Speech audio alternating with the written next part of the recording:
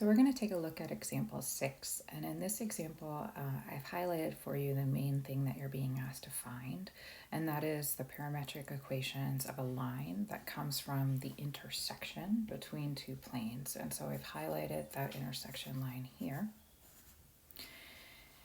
And so because this is an equation of a line, that means that the two ingredients that we need are a point on the line and a parallel vector. So we're going to get started by trying to find a point on the line. And as usual, when you want to find a point on some kind of intersection, you know that both equations of the surfaces that are intersecting have to be satisfied. So that gives you a system of equations. Now, something to point out here is that we're looking to solve for a point that has an x, y, and z coordinate. And that means that we are in a situation where we only have two equations, one for each plane, and three unknowns. And if we wanted to get a unique solution, we would need to have three equations to solve. Now, we're expecting there to be infinitely many points of intersection, though, because if you think about it, there are infinitely many points on this line over here. And so we know going in that there are infinitely many solutions. And if you've taken linear algebra, you may know that when there are infinitely many solutions to a linear system of equations, it's because there is what's called a free variable. We can choose one of the variables, and then the other two will be determined based on what they need to do in order to satisfy the equation. Now, before we worry about making a choice of a free variable, let's just go ahead and combine these equations to figure out what constraint we get in order to make sure that both of these plane equations are satisfied. So you can use linear algebra if you want to solve this system of equations. If you want, you may use a matrix and do row reduction, or you can just subtract the two equations. And when I do that, I'm going to get x minus 7y plus 0, because the whole reason I subtracted is so that the coefficients on the z terms cancel one another. So I'm going to actually go ahead and just get rid of the plus 0 and say this is equal to 1. So that's why I chose to subtract. Now, if I didn't have any coefficients that were matching, so here I did have matching ones, so I could just subtract. But if they were not matching, then I could multiply through. So say I wanted to subtract and have the y's cancel, I could multiply through by 6 and add the two equations together to cancel the y's. Now, this is telling me that in order to be a point on the line, we just need to satisfy this equation, x minus 7y equals 1. And there is, so that tells me that I can choose one of the values of my variables, x or y, and then the other one will be determined by this equation, x minus 7y equals 1. And then if I want z, I can go back and use my favorite plane equation to solve for the corresponding z value.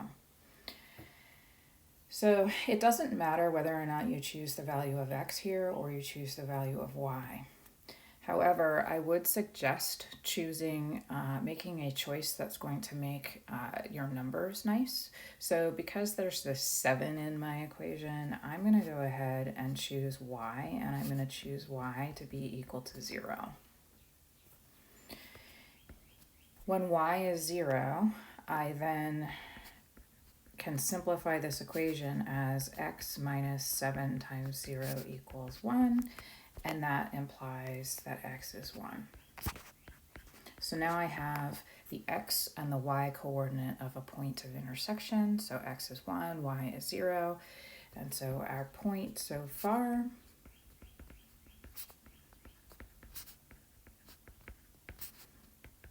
is 1, 0, z. And we don't know what z is yet. So we need to find that z value. To do that, I'm just going to pick one of the equations above because I know whatever z is, since it has to satisfy both plane equations, it definitely has to satisfy at least one of them. So I'm going to pick the top one for no particular reason, and I am going to sub in 1 for x, 0 for y, and leave z as an unknown because that is what I'm trying to solve for, the z coordinate of this point of intersection. And so then that tells me that negative 2z is equal to 0, and that implies that z is also 0. So therefore what we have found is the point of intersection. So this is a point on the line is 1, 0, 0. Now there are infinitely many points on this line, so you could have chosen to solve this differently and you would get a different point, but that would still be okay because it would still yield a point on the line that could be used to generate the same parametric equations that we'll get by doing following up on how we've solved it so far. Okay, so the next step is to get a parallel vector to the line. So we are trying to find a vector that is parallel to the line. Now to do this, we need to think about what vectors we already have in play. And I know that when I have a plane, the equation of a plane always comes along with a normal vector.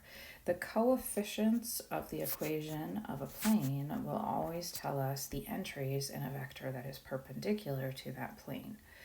So on the one hand, I have this normal vector, which I'll write as n1, that comes from the coefficients of that first equation, which is going to be 3, negative 6, negative 2. And then on the other hand, I have a second normal vector that comes from the coefficients of my second equation of my plane, which is 2, 1, negative 2. Now spatially, how these are related, if I look at n1, n1 is perpendicular to the plane, I'll call this like my plane 1 here, and this one I'll call P2.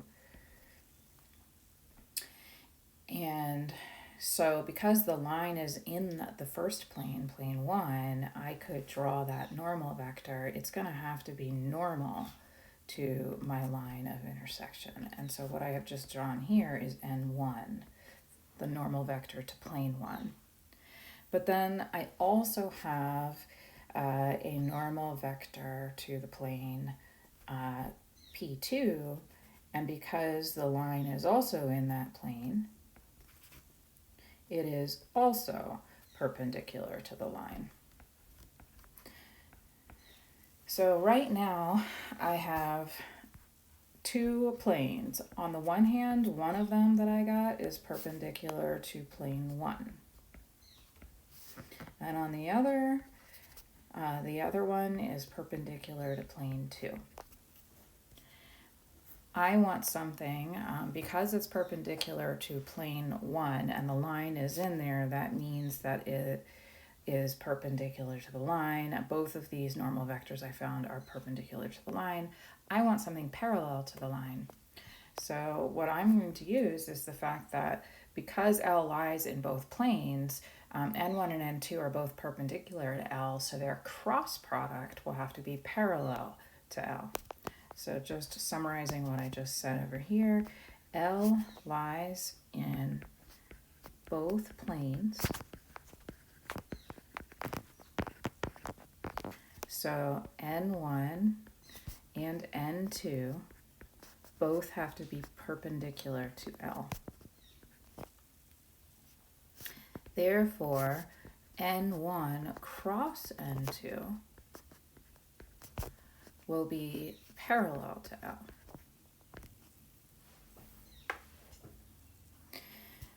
So then what we have to do is figure out what the cross product is. of these two vectors, and that will be the parallel vector that we're looking for. So I'm going to say V is equal to my cross product, N1 cross N2. I am not going to show the calculation of this cross product. I'll just go ahead and tell you that you get 14, 2, and 15. And the moment I have my necessary ingredients, so I have a point on the line and I have a vector V that is parallel to my line. Oops.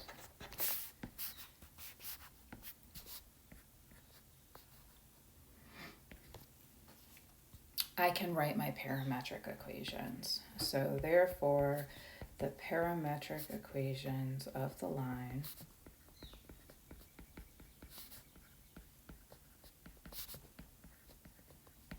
just using the formula for parametric equations will be as follows.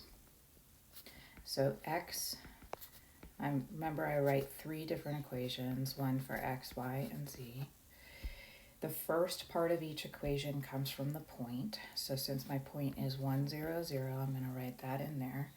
And then the coefficients of the terms t that I add to this come from the entries in my slope vector or my parallel vector. So this is plus 14t plus 2t plus 15t, just using 14, 2, and 15 from my equation. And that's it.